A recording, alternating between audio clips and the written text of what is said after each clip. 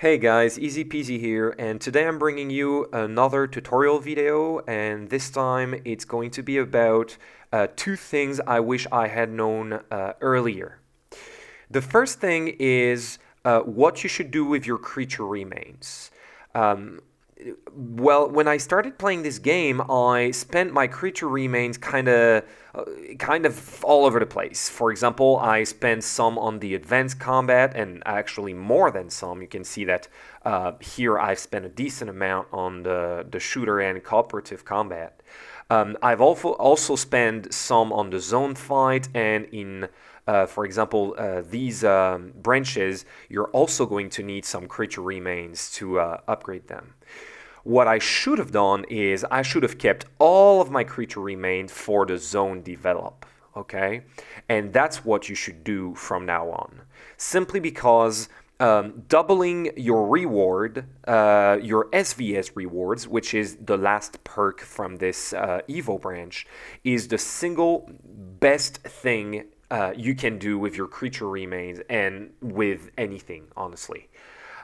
So here you can see that I'm actually getting closer to the end, but in fact I'm gonna need a lot more creature remains to get there, and that's because I've wasted a bunch. Okay, so don't make that mistake and keep your creature remains for the zone develop Evo. The second thing I would like to talk about is the importance of carrier ants. So here you can see that I've been hatching T1 carrier ants for quite some time now, and there are several reasons for this. The first one is because the T1 carrier ants have the best load of all the carrier ants.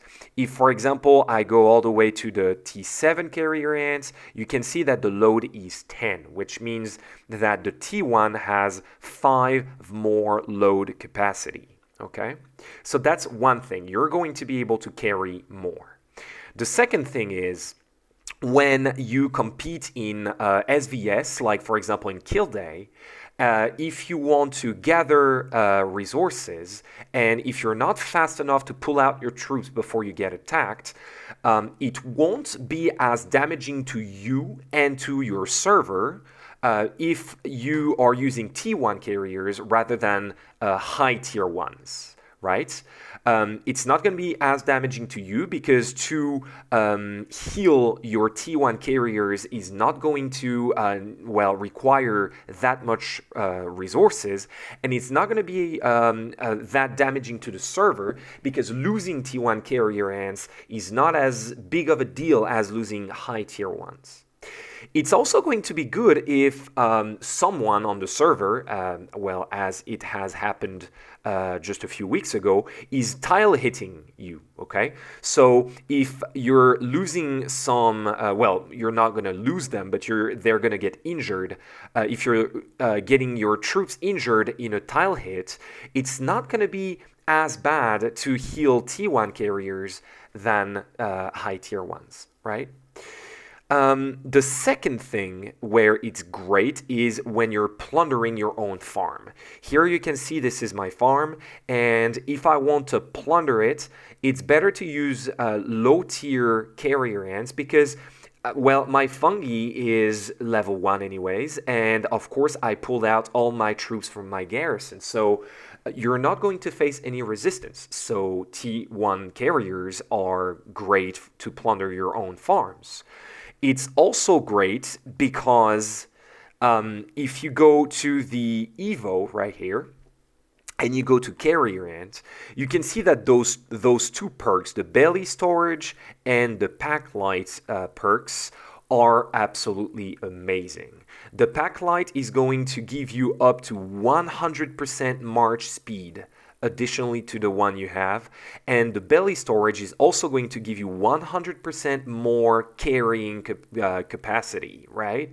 And this is absolutely amazing. Let me show you, let me give you an example. If you're using only carrier ants, and let's find a creature, this level 15 spider right here.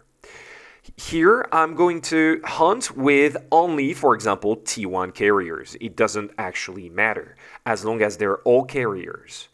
The timer is 44 seconds. You can see it here. right? But let me just remove one formation and place guardians instead.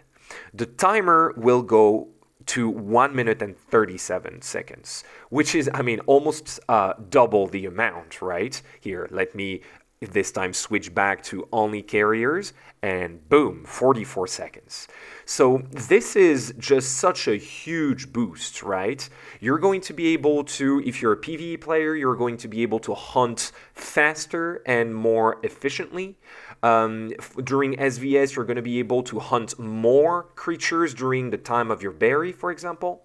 And if you're a PvP player, it's going to allow you to reach targets that are so much farther away, right? It won't actually matter because, look, even something which is 100 feet away, I can reach it in less than 2 minutes, right? And my Evo is not even maxed out yet. I'm only at 70%, as you can see here, right? 70%. So it's actually going to be even better when I reach level 15. So keep in mind, carrier ants, do not forget about them.